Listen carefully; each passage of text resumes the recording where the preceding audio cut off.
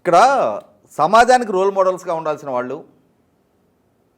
సమాజానికి నాయకత్వం వహించేవాళ్ళు, ప్రజల చేత చట్టసభలకు ఎన్నిక కాబడిన వాళ్ళు, ఇది మీ వ్యక్తిగత జీవితం అంటారా? ఆల్రెడీ గౌరవ సుప్రీంకోర్టు ఇద్దరు వయోజనుల మధ్య జరిగే ఏ వ్యవహార శైలి అయినా సరే అది నేరం కాదని చెప్పని ఆల్రెడీ తీర్పు ఇచ్చింది. కాబట్టి ఇది నేరం కాకపోవచ్చు. ఈ విధమైన ఈ అనైతిక చర్య కారణంగా ఆక్షేపణ ఎవరికి ఉండాలి? ఈ అమ్మాయిని కట్టుకున్న వాళ్ళకి, ఈ అమ్మాయిని కన్నాళ్ళకి, ఈ అమ్మాయి కన్నాళ్ళకు ఉండాలి.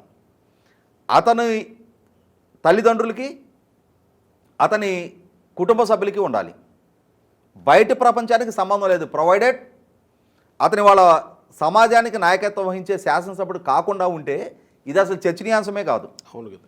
ఎవరో అపరిచిత వ్యక్తులు, ఇంకెవరి మధ్య జరిగిన ఏదో ప్రైవేట్ అఫైర్ అయితే ఎవరికి సంబంధం లేదు. కానీ వాళ్ళు అతను ఒక రాజకీయ పార్టీకి సంబంధించిన లక్షలాది మంది ప్రజల ఆమోదంతో ఓటు రూపంలో శాసనసభ్యుడిగా ఎన్నికైన నేపథ్యంలో ఇవి అన్నీ వాళ్ళ చర్చనీయాంశంగా మారుతూ ఉన్నాయి. ఇక్కడ గమనించుకోవాల్సింది, క్లోజ్డ్ రూమ్లో మా లైఫ్ మా ఇష్టం అంటారా? మీ లైఫ్ మీ ఇష్టమే. కానీ ఈ వీడియోలేంటి?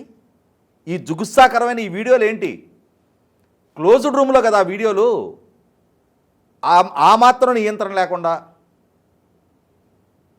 అంటే ఆ స్థాయికి ఎమర్జ్ అయిన తర్వాత కూడా ఏం చేస్తున్నామనే గమనం లేకుండా